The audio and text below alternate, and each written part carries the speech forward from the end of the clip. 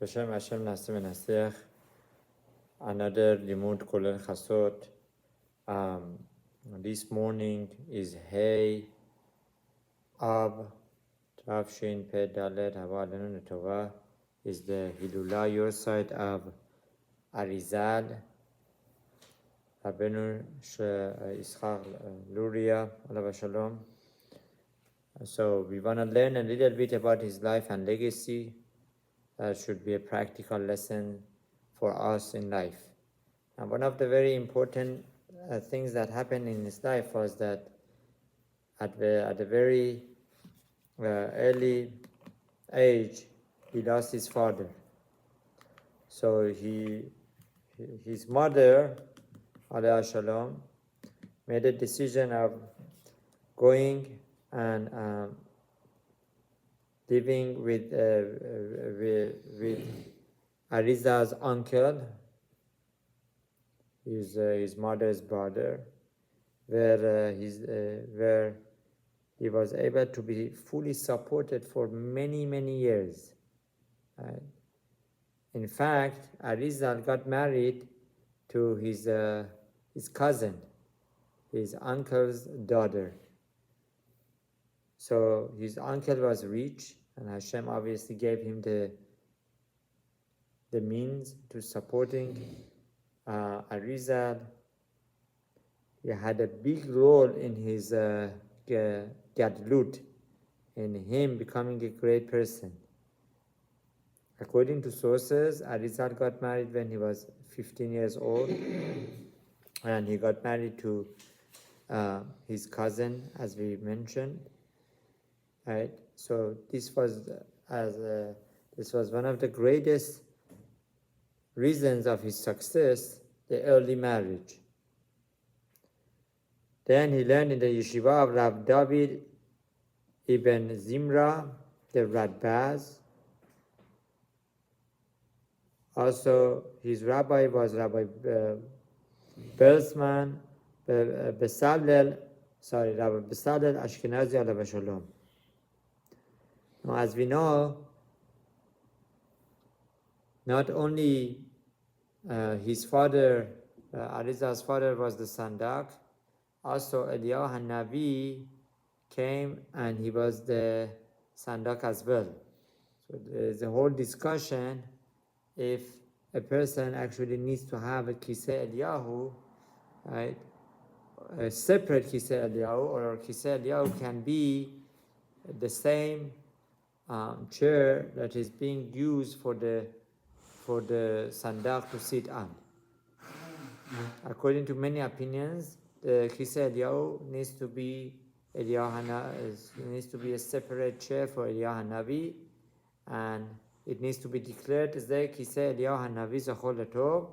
Otherwise, Eliyahu Hanavi might not stay or might not even come.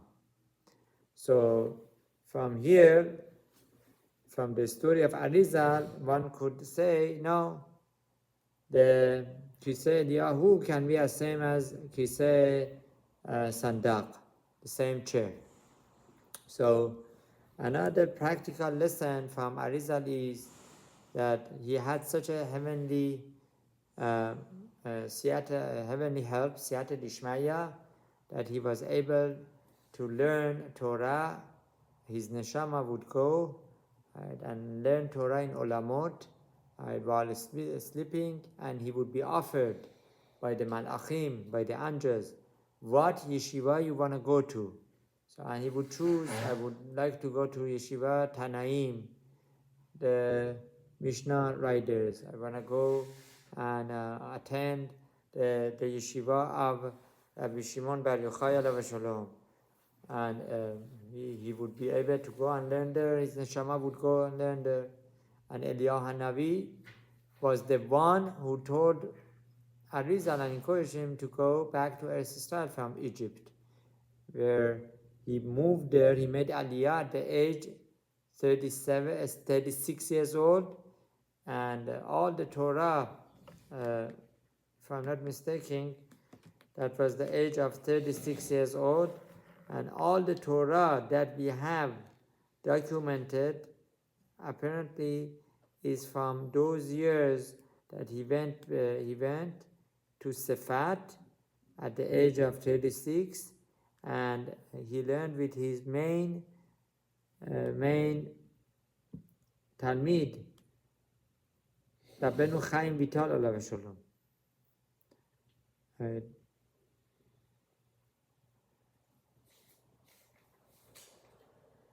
Yes, so at the age of 36 he went there and he learned Torah. Now our Chachamim teach us, never underestimate your potentials and always be poteach by Hashem and do your best. Right. From this quick lesson we learn something amazing, that what a person's support to somebody else's Torah could make a big difference. If Arizal's uncle would have not supported him, perhaps there would have not been Arizal like this. And all the Torah so that we have, all the Sefarim on Zohar, Kabbalah, and many secrets of Torah, it's from Arizal. So may his zechut be a protection to us, and may we always admire supporting Torah, and we partake in being a Issachar Zevulun, supporting Torah Mostot, and continuity of the Torah is what assures the continuity of the Judaism with the lot of Beracha V'Astacha and Surot Tovot. B'ezrat Hashem, Hashem should grant us the zechut of seeing Mashiach Tzidkenu B'mehera B'yameinu, where we can see all the Tzaddikim coming back to life again, including Arizal, V'nomar Amen.